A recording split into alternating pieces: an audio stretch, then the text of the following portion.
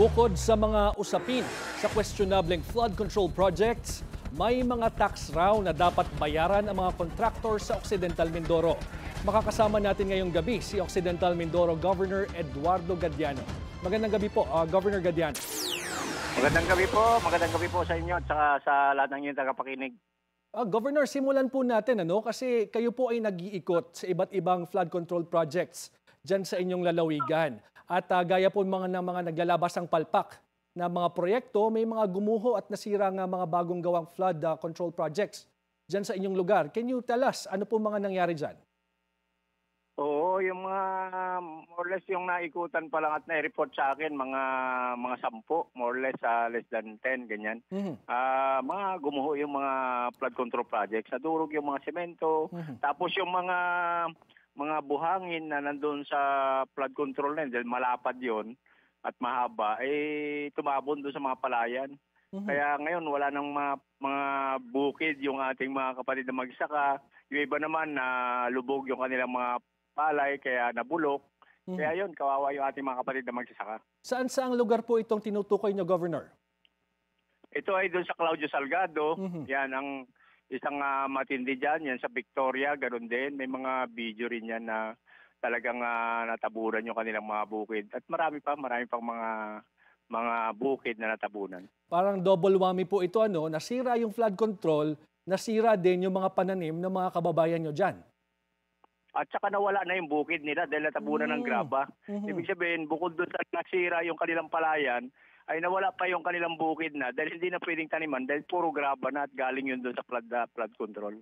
I'm sure meron kayong kasamang structural engineer sa pag-iikot ninyo. Ano po ang observation niya o observation ninyo kung bakit gumuho yung mga proyektong bagong gawa pa naman? Ang nakita lang namin doon, parang walang bakal, yung iba. Parang tapos yung na-scour yung ilalim, ganon, parang maigsi yung pilote. Tapos parang walang beam, hindi nagtutulong-tulong yung structure. Kasi kung may beam yun, tingin ko nagtutulong-tulong yung structure. Yun ang napansin namin.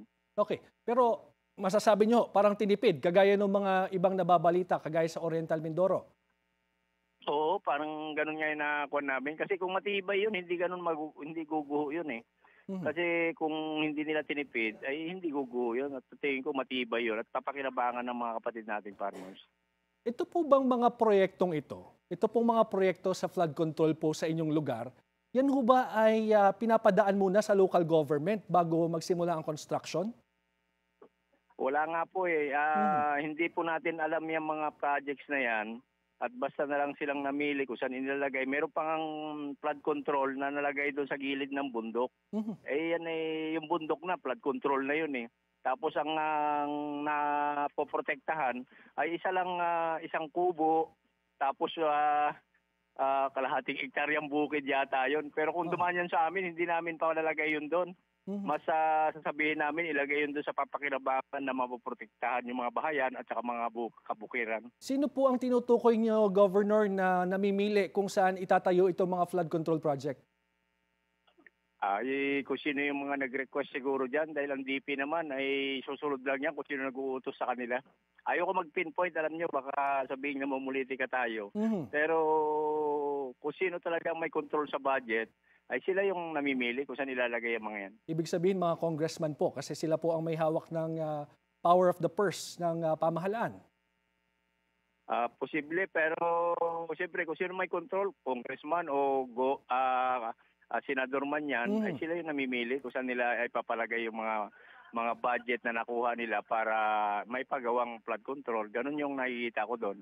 Opo. At yung isang observation niya po, Governor, parang ginigisa kayo sa sarili niyong mantika dahil nang sabihin niyo po na hindi nagbabayad ng quarry tax ang mga kontraktor na kumukuha ng graba at buhangin sa mga ilog dyan sa Occidental Mindoro.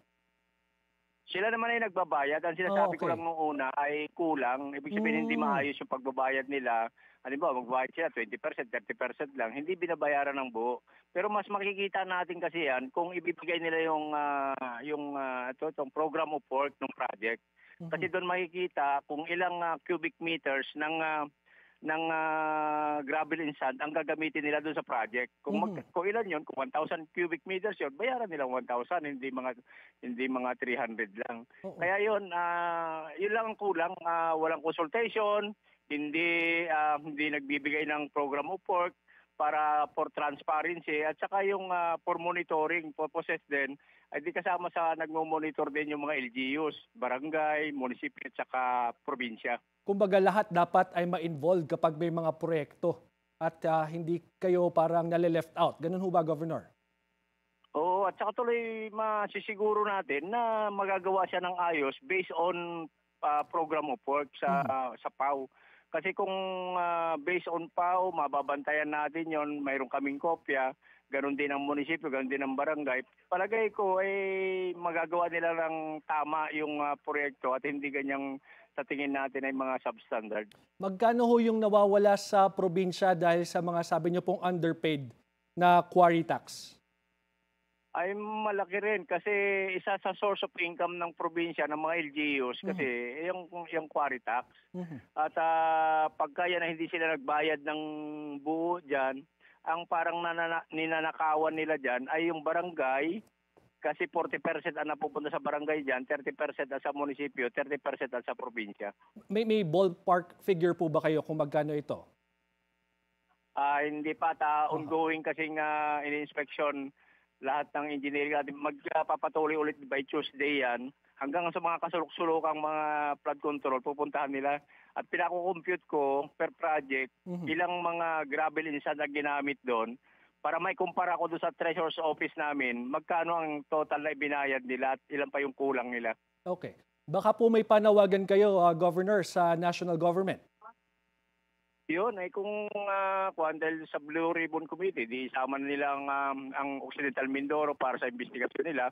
Plus kahilingan natin sa national government, lalo sa DPWH, sa mga projects ng DPWH, napakarami ngayong mga projects bukod sa flood control, ay bigyan kami ng mga program of work para for monitoring purposes, for transparency, ay kasama kami sa pag-monitor mga projects na ini-implement ng national government. At yun, kailangan mabayaran nila ng buo yung dapat nilang bayaran sa mga lokal na pamahalaan. Right, maraming salamat po, Occidental Mindoro Governor Eduardo Gadiano.